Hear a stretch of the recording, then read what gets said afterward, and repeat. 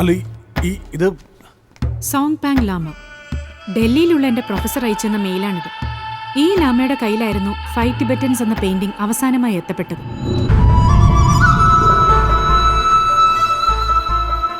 ഈ ലാമ 3 വർഷം മുൻപ് കൊല്ലപ്പെടുകയായിരുന്നു. അദ്ദേഹത്തോടൊപ്പം പരിക്കേറ്റ ഒരു സന്യാസി കോമയിൽ നിന്ന് എഴുന്നേറ്റപ്പോൾ കൈമാറിയ വിവരങ്ങളാണ് ഈ മെയിലിലുള്ളത്. ആർട്ട് കലണ്ടറിലൊന്നും ഈ പെയിന്റിങ്ങിനെ പറ്റി രേഖപ്പെടുത്തിയിട്ടേയില്ല. ടിബറ്റൻ കലാപ സമയത്ത് അമൂല്യ രത്നങ്ങൾ കടത്താൻ ഉപയോഗിച്ച ഒരു മറ മാത്രമായിരുന്നു ഈ പെയിന്റിംഗ്. ഇന്ന് ചൈനീസ് സർക്കാരിന് അവകാശപ്പെട്ടതാണ് ആ രത്നങ്ങൾ. അതിന്റെ വിലയാകട്ടെ ഏകദേശം 300 കോടി രൂപ. അത് കണ്ടെത്തി തിരിച്ചു നൽകുന്ന ആളിന് അതിന്റെ 10% പ്രതിഫലം പ്രഖ്യാപിച്ചിട്ടുണ്ട് ചൈനീസ് സർക്കാർ, അതായത് 30 കോടി രൂപ.